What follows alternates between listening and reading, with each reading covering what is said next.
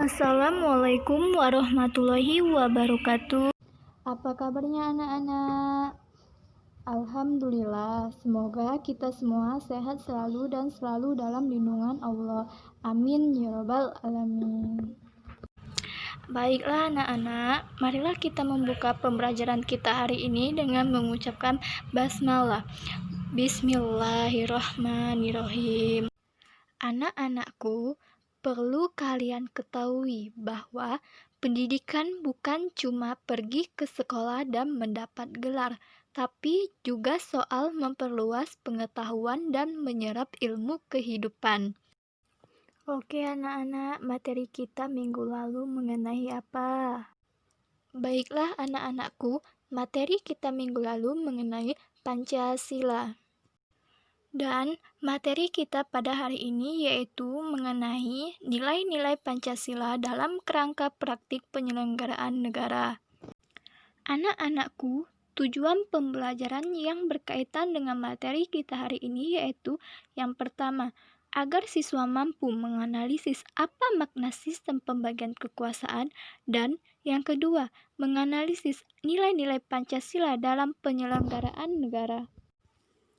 Nah, sekarang materi yang kita bahas pada hari ini yaitu nilai-nilai Pancasila dalam kerangka praktik penyelenggaraan negara.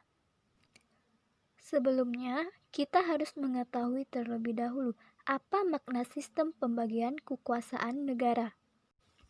Oke anak-anak, apa itu pembagian kekuasaan? Iya, benar, pintar sekali. Jadi, benar ya anak-anak, pembagian kekuasaan adalah proses menceraikan wewenang yang dimiliki oleh negara untuk memerintahkan, mewakili, mengurus, dan sebagainya menjadi beberapa bagian yaitu legislatif, eksekutif, dan yudikatif untuk diberikan kepada beberapa lembaga negara untuk menghindari pemusatan kekuasaan pada satu lembaga. Baiklah anak-anak, di dalam sistem pembagian kekuasaan negara terdapat 3 sifat negara, yaitu yang pertama sifat memaksa. Maksudnya, negara memiliki kekuatan untuk memakai kekuatan fisik secara legal agar peraturan perundang-undangan ditaati sehingga ketertiban dapat dicapai dan anarki dapat dicegah. Yang kedua, sifat monopoli. Maksudnya, negara mempunyai hak tunggal dalam menetapkan tujuan bersama dari masyarakat. Dan yang ketiga, sifat mencakup semua, yaitu semua peraturan perundang-undangan untuk semua orang tanpa kecuali. Sampai di sini paham anak-anak? Oke, kita lanjut ya materi selanjutnya. Pengertian kedaulatan. Kedaulatan berarti adanya kekuasaan penuh untuk mengatur segala hal yang ada dalam wilayah negara tersebut tanpa campur tangan dari negara lain. Jadi, secara sederhana, kedaulatan adalah kekuasaan tertinggi dalam suatu negara. Macam-macam kedaulatan. Kedaulatan terbagi menjadi 5, yaitu yang pertama teori kedaulatan Tuhan, yang kedua teori kedaulatan raja, yang ketiga teori kedaulatan negara, yang keempat teori kedaulatan hukum, dan yang kelima teori kedaulatan rakyat. Sampai di sini paham anak-anak? Oke, materi selanjutnya yaitu mengenai nilai-nilai Pancasila dalam penyelenggaraan negara. Apa itu Pancasila? Pancasila merupakan dasar serta landasan ideologi bagi bangsa Indonesia.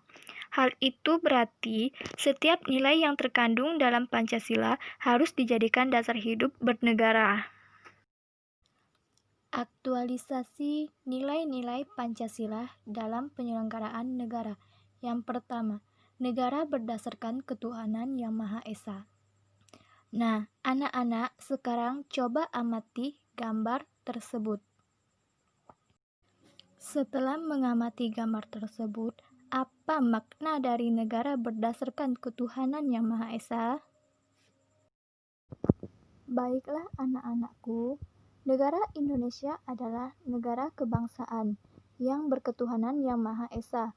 Negara tidak memaksakan agama dan kepercayaan terhadap Tuhan Yang Maha Esa, karena hal itu merupakan suatu keyakinan batin yang tercermin dalam hati sanubari dan tidak dapat dipaksakan. Yang kedua, negara berdasarkan kemanusiaan yang adil dan beradab, yang bermakna bahwa rumusan sila kemanusiaan yang adil dan beradab memiliki makna kepaduan sifat-sifat, keadaan, serta hakikat negara dengan hakikat manusia yang bersifat memiliki hubungan banyak segi, yaitu dengan dirinya, dengan manusia lain, serta dengan Tuhannya. Oke anak-anakku, selanjutnya yang ketiga, negara berdasarkan Persatuan Indonesia yang bermakna bahwa Persatuan Indonesia adalah suatu hasil dari unsur-unsur yang beraneka ragam, meliputi suku bangsa, wilayah, maupun susunan negara. Yang keempat, yaitu negara berdasarkan kerakyatan yang dipimpin oleh hikmat kebijaksanaan dalam permusyawaratan perwakilan. Dalam hal ini, yang diutamakan bukan pemenuhan hak-hak individu atau hanya hak-hak kelompok masyarakat, melainkan juga kewajiban untuk mengembangkan solidaritas sosial dalam rangka kemaslahatan dan kebahagiaan hidup bangsa secara keseluruhan. Dan yang terakhir yaitu negara berdasarkan keadilan sosial bagi seluruh rakyat Indonesia, yang bermakna bahwa yang ke-1, perwujudan keadilan sosial dalam kehidupan sosial atau kemasyarakatan meliputi seluruh rakyat Indonesia.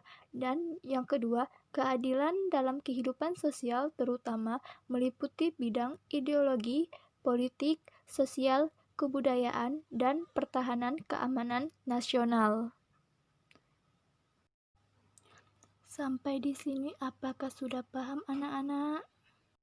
Jadi, kesimpulan materi kita hari ini ialah bangsa Indonesia harus bangga terhadap Pancasila yang sudah ada sejak Indonesia belum menjadi sebuah negara seperti sekarang ini. Sekarang, tinggal bagaimana masyarakatnya menjalankan kehidupan berbangsa dan bernegaranya sesuai dengan nilai luhur yaitu Pancasila. Cukup sampai di sini untuk materi kita hari ini. Anak-anak, untuk tugas di rumah, silakan kerjakan halaman 17, tugas individu. Minggu depan dikumpul ya anak-anak. Dan anak-anak bisa belajar di rumah untuk materi minggu depan mengenai bab selanjutnya, yaitu fungsi dan kewenangan negara. Apabila ibu ada salah kata, ibu mohon maaf. Kepada Allah, ibu mohon ampun. Wassalamualaikum warahmatullahi wabarakatuh.